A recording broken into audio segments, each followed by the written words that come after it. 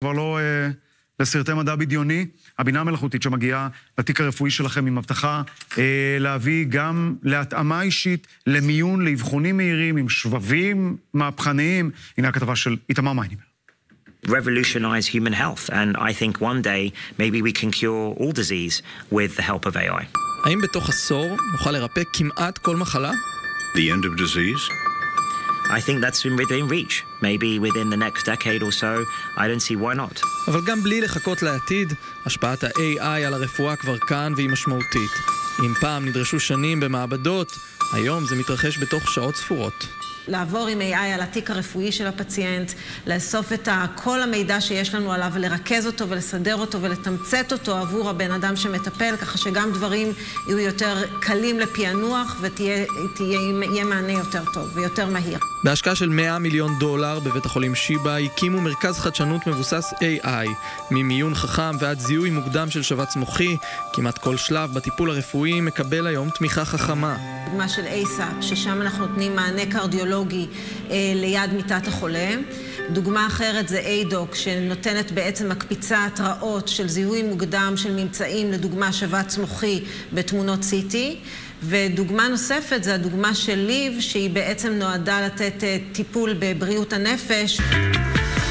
כשהמחשב יבין את הגוף שלנו טוב יותר מהרופא, תתאפשר רפואה מותאמת אישית, שבה כל חולה מקבל טיפול שנבנה במיוחד עבורו, על בסיס הגנטיקה, ההיסטוריה הרפואית והתגובה התרופתית הייחודית שלו. A decade, all disease will be cured by AI. Do you think that's true? I think that AI will help us find cure for cancer, so that we will be able to build a targeted pill per person, per cancer, that most cancer diseases will be curable.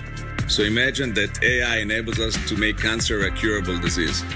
I think it's amazing. זה רקמת מוח שגידלנו במעבדה, מגיע לגודל, יכול להגיע עד גודל של כמה סנטימטרים, כמו שאנחנו יכולים לראות. בחברת הביוטק איתי אנד ביונד, העתיד הזה כבר נבנה עכשיו.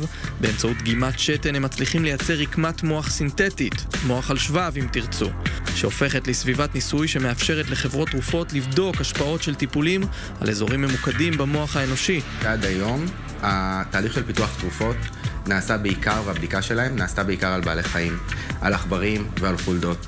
והתהליך של לנבא האם תרופה תהיה אפקטיבית בסופו של דבר על בני אדם, היה מאוד לא מוצלח, הוא עדיין לא מוצלח.